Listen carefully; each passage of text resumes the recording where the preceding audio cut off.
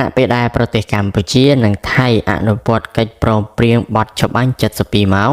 ស្រាប់តែលោកហេងគឹមហៀងបានចេញមកបង្ហាញអារម្មណ៍នឹកដល់ភរិយាហើយពោលពាក្យគួរឲ្យអាណិតសាជាថ្មីប្រិមិត្តជាទីមេត្រីប្រទេសកម្ពុជានិងថៃបានយល់ព្រមទទួលយកនិងអនុវត្តនៅបទឈប់បាញ់សាជាថ្មីដែលយើងហៅថាបទឈប់បាញ់72ម៉ោង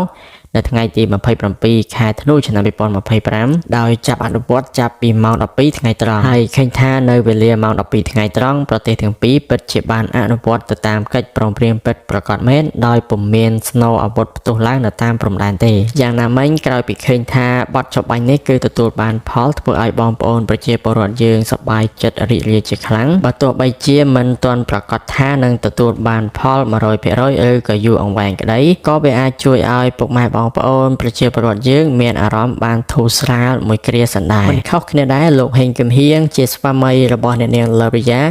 ក្រោយពីបានឃើញថាប្រទេសចាប់ផ្ដើមមានសន្តិភាពឡើងវិញនោះស្រាប់តែវាបានធ្វើឲ្យអារម្មណ៍របស់លោកចាប់ផ្ដើមនឹកទៅដល់ភរិយារបស់លោកដែលកំពុងស្ថិតនៅឯពន្ធនាគារធ្វើឲ្យលោកឆាប់ឈួលនៅក្នុងចិត្តសម្រក់ទឹកភ្នែកហើយលោកក៏បានបង្ហោះនៅសំណេរដែលបង្កប់ទៅដោយអារម្មណ៍ឆាប់ឈួលចេញពីក្នុងចិត្តឲ្យបានពោលថា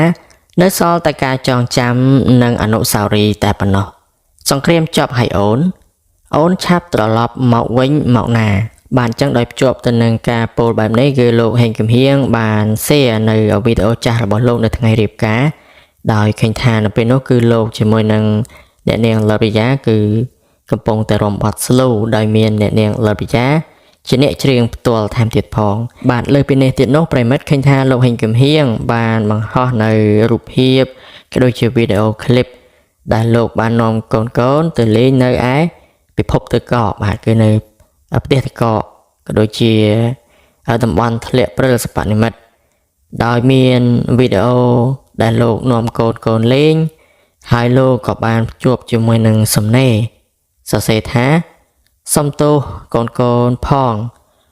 ប៉ាធ្វើបានតែប៉ុណ្្នឹងទេបាទសុំទោសកូនផងប៉ាធ្វើបានតែប៉ុណ្្នឹងទេបាទដោយយោងទៅតាមសំណេរនិងរូបភាពរបស់លោកយើងអាចកាត់យល់បានខ្លះថាលោកប្រហែលជាចង់សម្ដៅថាសុំទោសកូនដែលមិនមានវត្តមានរបស់ម៉ាក់យ៉ាងហោចណាស់ថ្ងៃនេះគួរតែមានវត្តមានម៉ាក់មកកំសាន្តជាមួយក៏ដូចជាអាចនឹងនាំកូនបើសិនជាមាននៅវត្តមានម៉ាមីឡារីយ៉ាប្រហែលជាអាចនឹងមានឱកាសនាំកូនទៅកំសាន្តនៅប្រទេសក្រៅបាទដែលជាប្រទេសដែលមានទឹកកកធ្លាក់ប៉ុន្តែ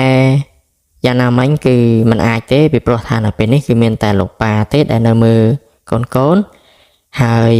អ្វីដែលប៉ាអាចធ្វើបានគឺមានតែប៉ុណ្ណឹងគឺបែបថាចិត្តផ្ទះហើយចំណាយលុយតិចបាទប៉ុន្តែក៏អាចនាំកូនឲ្យបានសប្បាយខ្លះផងដែរ